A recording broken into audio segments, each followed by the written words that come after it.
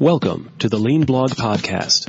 Visit our website at www.leanblog.org. Now, here's your host, Mark Graban. Hi, this is Mark Graban from the Lean Blog. This is episode number 30 of the Lean Blog Podcast for August 12th, 2007.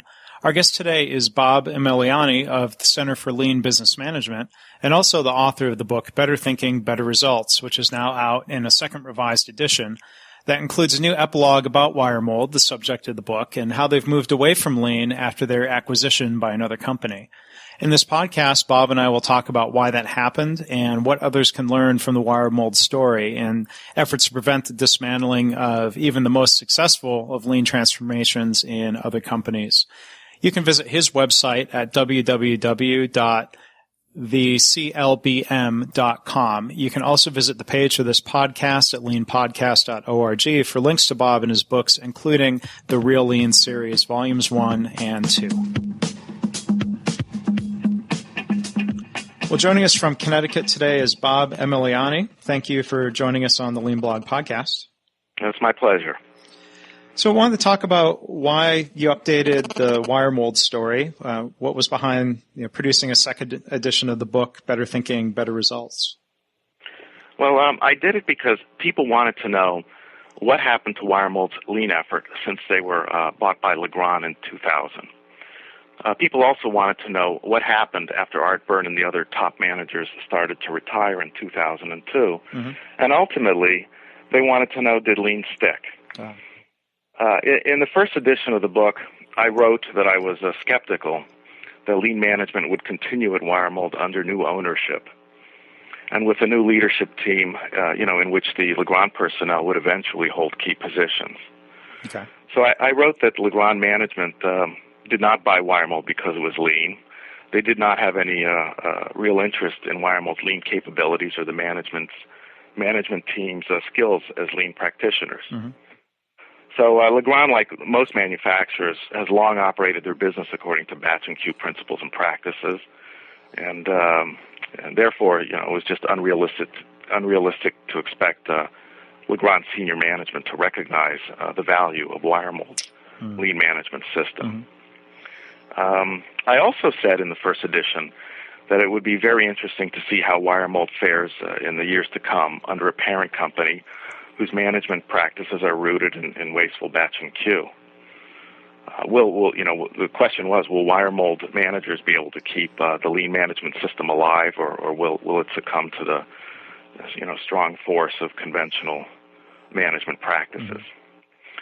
Mm-hmm. So it turns out that Legrand's conventional batch and queue management practices prevailed.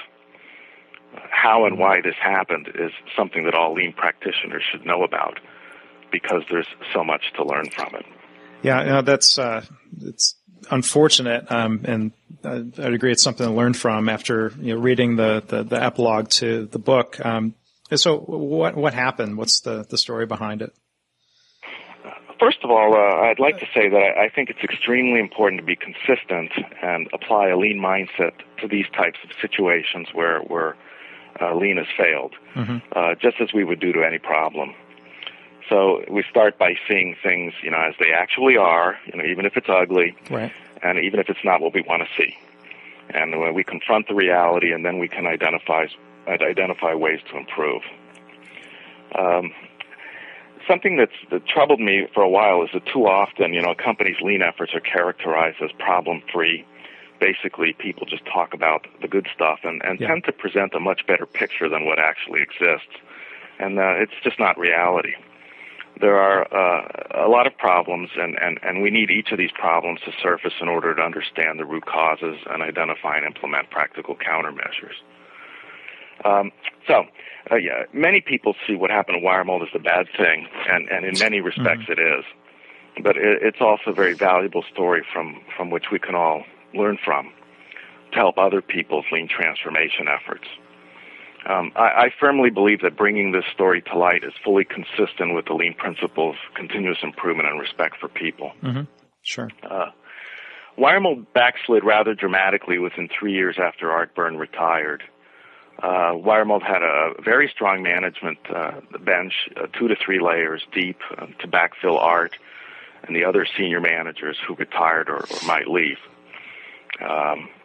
But each member of Art's management team had great difficulty getting Legrand senior management to understand Lean.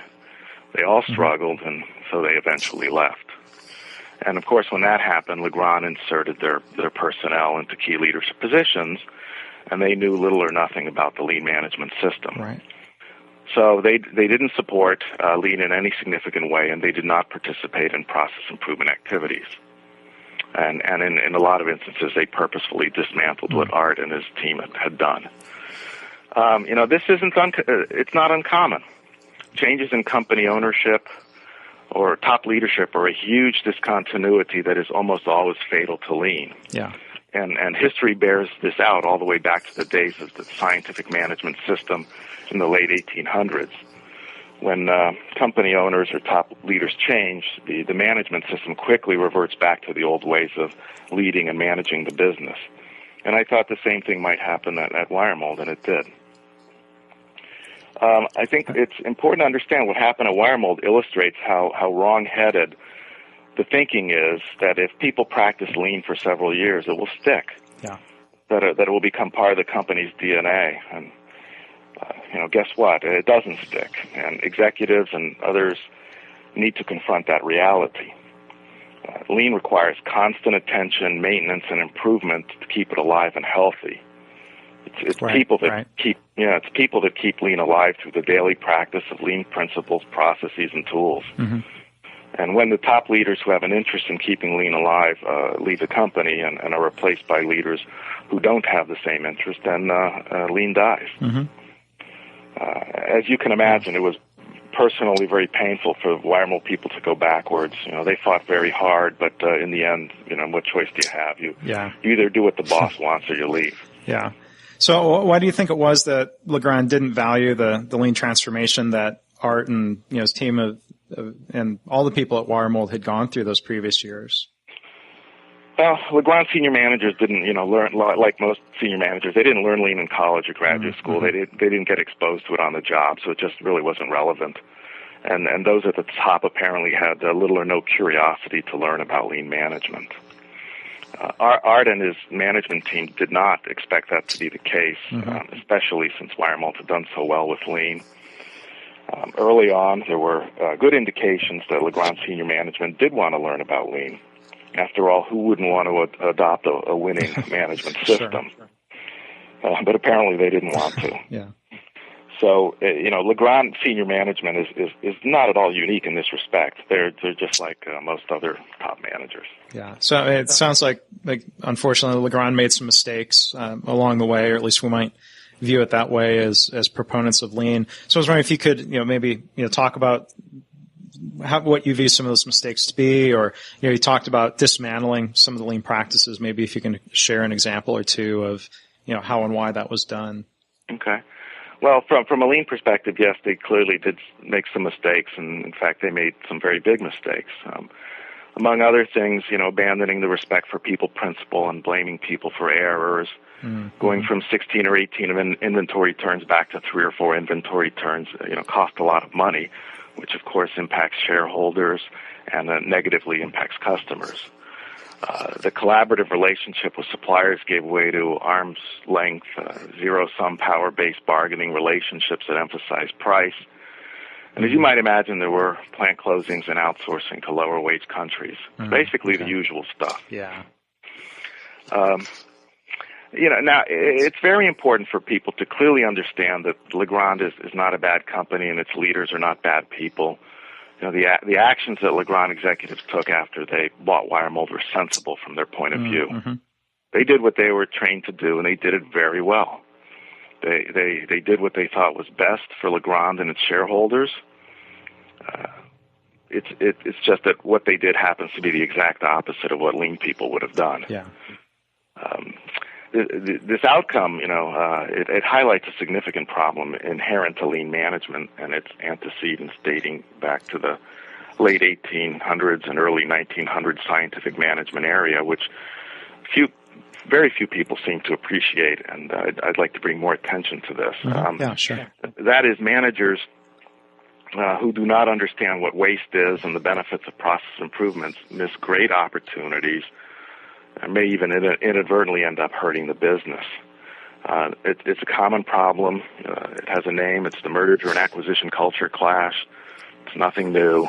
People are repeating the same errors. Sure. It certainly sounds like they were kind of going off of the mass production playbook. Yep. Well, so, kind of identifying what happened and, the situation, as you said, whether it was ugly or not. What do you think the rest of us can learn or should learn from what happened at Wiremold? Well, one of the lessons learned is that we should prepare for high probability events such as changes in company ownership or changes in top leadership. We know for certain that this will happen at some time in the future, so lean leaders need to plan for that. Art and his team did plan for these changes. In fact, they put a whole lot of effort into that. Yeah. But in hindsight, it still wasn't enough. Lean leaders should install countermeasures to prevent outcomes they wish to avoid. Mm-hmm. I talk about this in a chapter in my new book called Real Lean Volume 2. It's called Lean Estate Planning. It's similar to, how we might personally plan for our own estates when our day comes. Yeah. It's a new idea that I think people need to pay some attention to prevent these kind of things from happening. Mm-hmm. Another lesson learned is that, lean doesn't stick by itself even after 10 or 20 years of effort if new executives one day come into the company with other interests. Mm-hmm. Just look at Toyota. Their executives have long been worried about complacency, mm-hmm. even after 7 decades of practicing their management system. Yeah. They know, that they can slip away quickly and that they have to remain forever vigilant. Mm-hmm. And ensure that the top leaders understand, the people who are promoted to the top, that they understand and practice the management system. And further, that they continue to learn the management system no matter how long they work at Toyota. Sure. I'll say it again. Lean requires constant attention, maintenance, and improvement to keep it alive and healthy. It's people that keep lean alive through the daily practice of lean principles, processes, and tools. Mm-hmm. And when the top leaders who have the interest in keeping lean alive leave and are replaced by leaders who don't have the same interest, then lean dies very quickly. The long view of history shows this happening over and over again.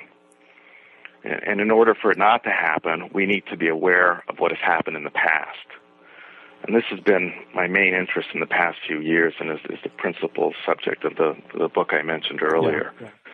And basically, for a lousy $10, you can learn how to avoid a lot of traps and errors. And I think people will be utterly amazed the extent to which the lean movement today is faithfully reliving the past, and runs a very high risk of realizing the same marginal or unfavorable outcomes as what people have achieved in the past. Sure. The good news is there's a lot of practical countermeasures that can be applied, but mm-hmm. basically only if we want to see that reality, confront it head on, and take action. Yeah. Well, yeah, I appreciate you sharing that story, not only, in the new edition of the book, which I've had a chance to see, and, was familiar with the story from reading, the original edition a couple years back. If listeners want to go to website, leanpodcast.org. I'll make sure that there's links to Bob's website and both of those, both the second edition of Better Thinking, Better Results and the 2 volumes of the other book he mentioned, Real Lean, to make sure people can find that. I was wondering if you could share some thoughts, maybe, what kind of reactions that you've gotten from the updated story, the new second edition and what's been happening in Wiremold. Well, the reaction has been favorable in the sense that people are, getting some insight into what can happen, how lean can backslide, how things can unravel despite tremendous, long-term effort. Yeah. And that helps them plan for the future better. Yeah. It makes them more aware of pitfalls and problems. One thing people absolutely dislike is for their good efforts to just fall by the wayside. Mm-hmm. And in going through the history of this earlier management system called scientific management, you read the leaders of that movement were very dismayed that their hard efforts eventually just didn't amount to much. Yeah. And nobody likes to see that happen to their effort. Oh, of course. So this is starting to give an insight into the ways in which things can unravel, and that we need to be aware of that, and bring it more to the front and center, and directly address it. There's a lot of good news stories about companies doing lean, and that's great and so forth. But we don't spend enough time looking at the failures and understanding what's going on there. Yeah. And there's just a tremendous amount to be learned from that. And if we really expect this to move forward, then we have to get into understanding the failures or where the outcomes were much less than expected. Yeah, I think that's a healthy thing. I mean, one of the books on my shelf is, this book, How to Prevent Lean Implementation Failures by, a different author who, kind of highlights, here are some of the things that can go wrong. And I think it's helpful to, I guess the same way you might, use failure mode effects analysis to look at a physical process, maybe to anticipate, what are the things that could go wrong with our management system? What's the risk? What would the impact be? That's right. And that, to go through formal failure analysis is not something that is normally found in the business world. And for example, in business schools, they rely extensively on the case study method, and the vast majority of case studies, report something positive. Right. And it's not so familiar to look at something negative, and it's very unfamiliar in a business school setting to apply formal root cause analysis to the errors that occurred. Sure. And we need to start doing that. Yeah.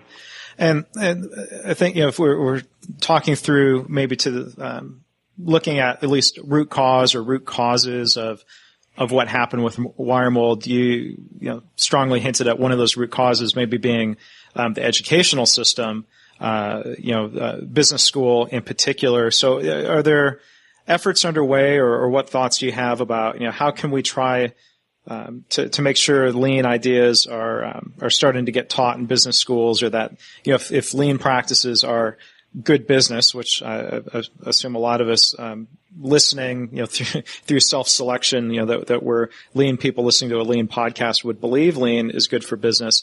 What can we do to influence it so it seems less like, a foreign program, or, an alternative approach to business, and try to get it taught as, maybe a more, how can we turn it into a more conventional way of doing business? That's a good question. There is the Lean Enterprise Institute has sponsored something called teachinglean.org that is trying to, establish a group of people that are interested in bringing lean into the classroom.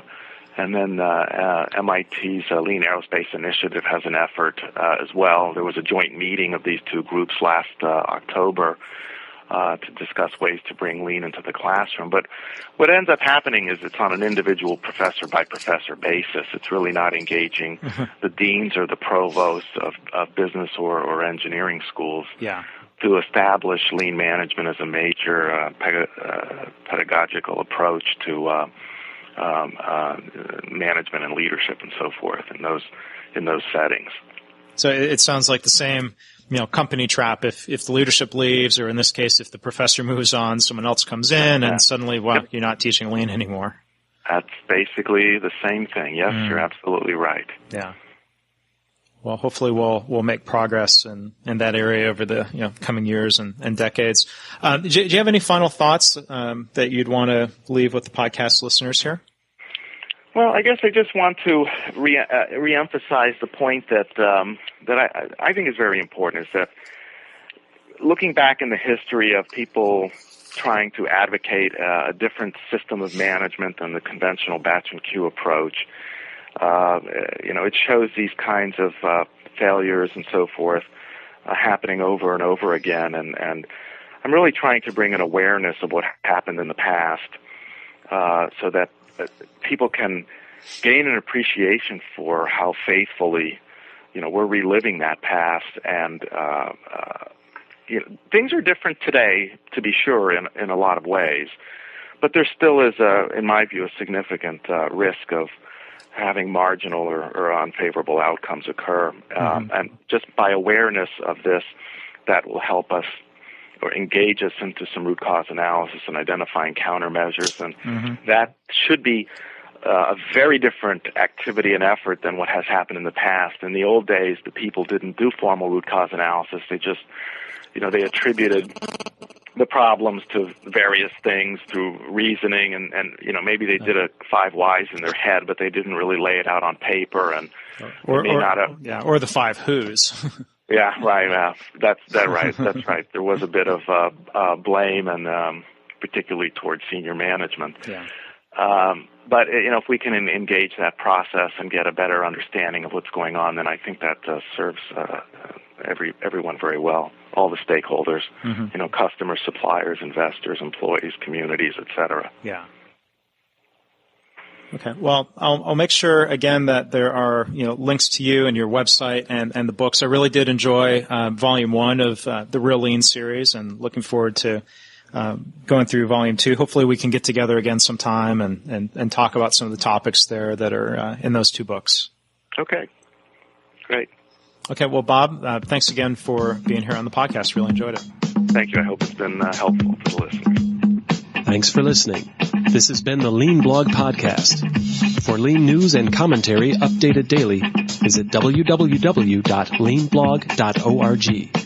If you have any questions or comments about this podcast, email Mark at leanpodcast@gmail.com.